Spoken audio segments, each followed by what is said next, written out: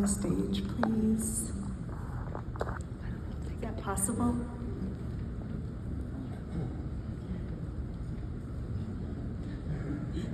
Is it possible to get more light?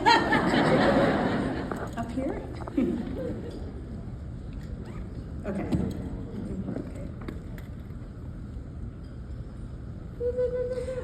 Under the white eyelet drapery of my canopy bed, I sat, naming my dolls, Annabelle, Clara, Elizabeth. My dolls and I traveled to worlds within worlds that stretched far beyond our peaceful cul-de-sac in Norman, Oklahoma. Cabbage Patch Kids and China dolls, the first characters in my paintings. Every night after dinner, my dad sat down on his leather stool with his guitar and sang, Earth Angel, Faded Love, Hey Baby, the soundtrack of my childhood. I didn't mean to become an artist. Maybe it happened as we piled in the back of Dad's truck to Toad Road. Red dirt and lots of cousins, wind in our hair. Perhaps it was the bike adventures to the little store for candy cigarettes on my pink bike, plastic tassels on the handles. Or was it the turtles in the backyard, rain flooding the grass, a cranky old dog with one eye? Perhaps it started at the Firehouse Art Center between wet clay and tempera paint. Was it the fireflies at dusk, crawdads in the creek, or homemade snow ice cream? Lake breaks and snipe hunts, and I hid in the closet when the fireworks began. Granny washed Ziploc bags and saved every shoebox just in case. Her home a living testament to the old ways and the Cherokee people. She kept an orderly homestead all those years on the very land my family was allotted through the Dawes Act. A practical farmhouse with furniture made of her own pecan trees. I can still see her disappear down the stairs into her spider-filled cellar, shelves lined with ancient canned green beans and pickled okra, enough to hold you over through the next Dust Bowl. Thelma was a durable pioneer woman, tough as nails, who could wring a hen's neck at sunrise and feed an army of farmers fried chicken by breakfast. I love you the most. Maybe this is where my paintings began. Sometimes my mind would wander so far away that I forgot where I was. Sometimes it still does. Or did I start becoming an artist when my mom fed me a steady stream of storybooks, some of them wearing that iconic round seal? Each book she gave me had a caringly inscribed message written in her elegant 1950s longhand. The Rainbow Goblins, Miss Tiggywinkle, Just So Stories. Tasha Tudor, Beatrix Potter, and Helen Craig must have been my first teachers. Aunties, ever present in my life, stole me away for secret sleepovers, fierce in their loyalty to lift us up to the highest peak. Pranksters, feminists, clannish, each one. Fed on the simple belief that when I did something, it mattered. A spark ignited. How could I have known that I was painting all this time, compositions disguised as adventures? Then came my parents' divorce, a move, new friends. A girl becomes a young woman. Painting at the Firehouse Art Center became teen pottery classes, photography, three-dimensional collage at the Oklahoma Summer Art Institute. Enter fast cars and bad boys, cheap beer. Years marked by confusion and a blossoming sense of self. A creative girl looking to escape the prison of her preppy high school with classmates whose idea of fun was hazing parties. A few too many brushes with fate, saved and saved again from adventures that could have ended altogether differently. Young and naive, blind to my unknowing.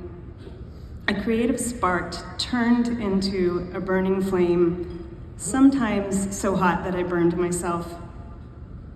Oklahoma Summer Art Institute at 16 became the College of Santa Fe at 18. Muggy nights gave way to cool mountain air. Asphalt roads became dirt.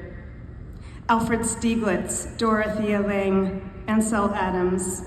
I was going to photography school to study the work of these masters, but the camera lens began to feel limiting. Photos felt like lost and found art, as I discovered I could hold a paintbrush and shape a world all of my own. Art school kids, bohemians, visionaries, classes in the college darkroom gave way to classes in the painting studio.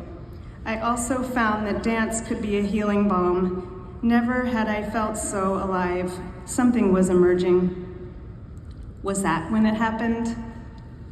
I did stay in Santa Fe. How could I not? I wound my way through that time after college, transforming pain into creativity. But when I picked up my paintbrush, my work at the time felt hollow. The artist inside me was blocked from creating meaningful work.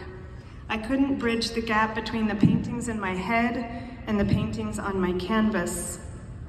Countless paintings started only to be painted over or destroyed. I could have given up 1,000 times, truly. And frankly, I don't even know how I didn't.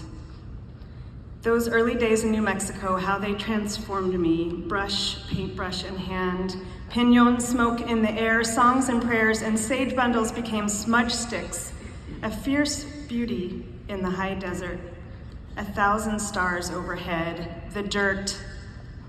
The grittiness of the land lived in my bones, and it still inspires me today. New Mexico is not for the faint of heart. Then I became a wife and a mother. I had spent the last decade finding my creative voice and developing my style, and it was time for me to start my own creative business. I wanted to stay at home with my new children. I'd call it the Tree of Life Studio. As my personal time dwindled, I committed myself to one studio day a week. Every Sunday, I would go to my work table, pick out my favorite CDs, and close the door. I would not emerge until dinner time. I did have a supportive husband. I pushed myself to work when I didn't feel like working. Through doubt and growing pains, after countless hours at my table, my work began to shift. Old scars became my swords. Where would we be without all those uninvited challenges? I would not take away any of those experiences, rich garden scraps made into black gold, all working their way into the fabric of my paintings. Of all these things, nothing shaped my work as much as becoming a mother. Something about the rawness of parenting gave me just the right recipe for growth. Maybe it's the way children snatch away your freedom just when you're having fun. Nothing is your own anymore, not your body, not your sanity, not even that smoothie you thought you had carefully stashed away behind the dish rack where you were washing dishes. What better teachers than these creative little people? When was I painting when my toddler lay down in the middle of the grocery store aisle kicking and screaming, "But I want that candy!" I tried to appear calm while customers shot me dirty looks. Or that time when we screeched over to the side of the road and pulled out her training toilet? Yes, she used it right there on the shoulder of the street. There are many ways to become an artist. My children could be found playing naked in the forest more than they could be found behind a desk. The wind through the tall ponderosas, their lullaby. Their pure spirits taught me more than any classes in a schoolroom. Maypole dances, circle time, and all my best conversations were held between kids on my lap and knitting needles. Fertile ground for creativity. Every night after a long day running my art business, I'd crawl into bed with my kids and a stack of library books. My favorite time of day. poring over the stories of Elsa Beskow, Tommy DePaula, Little Bear, Stregonona the Tompton. I don't know who enjoyed those hand-embroidered Sally Mavor images more, my children or me. While I was becoming a mother, my art was beginning to shift. I started to practice my creativity by summoning imagination and communing with what I call the creative collective, where I ask for guidance from the collective consciousness. This is where I began to draw tribal mythology and symbolism into my work. Deep in my studies, I came to the tale of the Cherokee Sky Vault, the Uktana Selu, our corn mother. They are all my guides, archetypes who began to play active roles in my paintings. With life's black gold as my fuel, I began experimenting with gouache and graphite over monotype prints, and I loved what was arising. The images in my head began to parallel images on my canvas. So I'm not sure if I chose to become an artist. Maybe I just said yes when the path came before me. It swooped down like a thief and chose me. But what I do know is that creativity lives in all of us. It is as instinctual as drinking from the cold, clear well. We are all born into this world to weave baskets and sculpt vessels. It is a life-giving connecting force, and I believe it can save lives. Along that winding path, I met a woman named Andrea L. Rogers. As she was signing books at Cherokee National Holiday, magic was afoot. A serendipitous meeting, a stomp dance, an email exchanged. Several months later, I was asked to make the art for Chooch Helped, and I said yes. I had never studied illustration. I did not know much about the world of bookmaking and publishing, but I had a passion to learn and a painterly hand. Joy Chu, my art director, became my first bookmaking teacher. She taught me about how each page turn becomes a strategic decision to be made. I took a crash course in Book Art 101, and boy, did I learn a lot. I learned to translate the style and techniques I developed over the years into the form of a picture book page. Despite illustration being a new frontier, I realized I have been a picture book artist all along. I love the long format of a picture book, like a painting that has a beginning, middle, and end. If a child feels moved in some way by my art, then I have done my job. When children can see themselves in a character's joy and pain, they get a sense of validation that they might not get anywhere else. Children need honest stories that can speak to their intelligence. I hope when a child holds a book, they feel the true weight of it, the care and attention that went into its creation. Books can be a refuge from a world that doesn't place much value on things that take time. They give children a chance to slow down. My wish is that children might be inspired to write themselves into their own stories, to paint their way through their own artful lives. And when they do, the light of their soul shines onto the world, and that their hidden secret becomes visible. I am beyond grateful that children, books, and artfulness are the reason I am here with you tonight. I can't think of many more important things to be gathered around. First, I'd like to thank every member of the Caldecott Committee for recognizing this book. I will never forget the call that Sunday morning. As my children were by my side and listened in, the giggles in the background, the joy in your voices, the care and attention you gave to each book is extraordinary. You have forever changed my life. I'd like to thank Andrea L. Rogers for writing this wonderful story and for championing my art. You have a very real gift. And if I hadn't met you that time at the gallery, I would not be here today. We are forever bonded. I want to thank each of the hardworking folks at Levine Curito for not shying away from bold stories, and for your relentless commitment to the slow and fine craft of bookmaking. I want to thank my editor, Nick Thomas, especially for having faith in my art and believing in a first-time book illustrator. You encourage me to use my authentic voice and to not hold back. Thank you to Arthur Levine for expanding the definition of children's books. Arthur believes Our mission is to glory in the multitude of sources where beauty lives. Well, that says it all. A special thank you to Joy Chu, my art director, for your patience and endless encouragement. I'd like to thank Charlotte Boudreau for shepherding me through the beginning of my illustration career, and to Kelly Pelsu, my agent, for being the positive and encouraging light that you are. Thank you to my mom for encouraging me to pursue my passions. Despite the impractical path it sometimes took, you never doubted my intuition. You are an artist in your own right. From your floral arrangements to your handmade valentines. Thank you to my stepfather, Richard, for your love and for being a wonderful grandfather to my children. Thank you, Dad, for that sparkle in your eye, for always being in some state of daydreaming and creating. I must have gotten that from you. Thank you for teaching me to be bold and take chances. Thank you to my dad's wife, Carol, for taking such good care of my dad. Thank you to my husband, Nick, who is the most caring and kind person I know. I couldn't have asked for a more patient father to my children. Thank you for picking up the pieces when I was working late hours and for being our head chef. Thank you to my 3 daughters, Sophia, Olivia, and Paloma, my everything, my inspiration. Thank you to my sister, Jen, for being my other half, the more sensible half. Except for that tattoo on your right shoulder, or your college boyfriend, or, okay, so not always sensible. You are a force. Thank you to my sister Valerie for your enthusiasm and love always.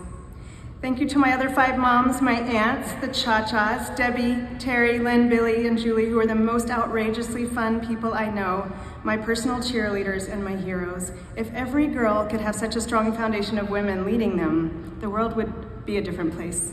Thank you for keeping our family homestead alive and thriving. Thank you to Uncle Larry for keeping it real. I can always count on you. Thank you to my grandparents and ancestors for leading the way. Thelma, Everett, Tess, Bill, Ruth, and Laverne. To all of my cousins for your love and commitment to keeping our family close. Thanks to Shannon and Heather, my forever besties, to every art teacher who has guided me, and to every friend in my community who has made me feel at home in myself. Thank you to Elise Gent, Rejeko Dumbachinu, for showing me the joy of dance, to my Santa Fe community for being the creative and inclusive community that you are. Thank you to Robin, Harper, Leah, Emily, Lisa, Kais, Erin, and Sarah for your sisterhood. So many people to thank. There's so many amazing people. Couldn't leave anyone out. Thank you to the Four Oaks, my sisters in the Beauty Way, for your unwavering devotion to songs and prayers around our cauldron, our mystery school. Thank you to Rick, Judy, Kristen, Dan, James, and Kayla for welcoming me into your family like I was your own. Thank you to the citizens of the Cherokee Nation who have endured every effort to extinguish us. I am humbled to represent my people. Congratulations to all the other ALA winners for your outstanding achievements. A huge congratulations to the Caldecott honorees, Gracie Zhang, Yuko Shimizu, CG Esperanza, and Cherry Mo, my new friends. I am humbled to be among such fine artists. There were so many other Caldecott-worthy books in 2024. What a challenging job the committee must have had. And finally, thank you to the ALA for your steadfast leadership and commitment to books, authors, and librarians. Thank you for this award. I stand beside the ALA and IMLS and support you in this very difficult time. Not only are libraries community gathering places, but they provide educational services and support cultural preservation, especially to marginalized and tribal communities. Librarians are a lifeline now more than ever. I don't need to tell you all that. I do believe I have been preparing for this moment, and I am ever grateful to have been initiated into this wonderful world of picture books. I am indeed enchanted. I lift my glass to all of you for being brave warriors in this very challenging, difficult moment. And so to all of you, let's lift our glasses to each of you. You're warriors, each of you, and what we feed grows. Hear, hear.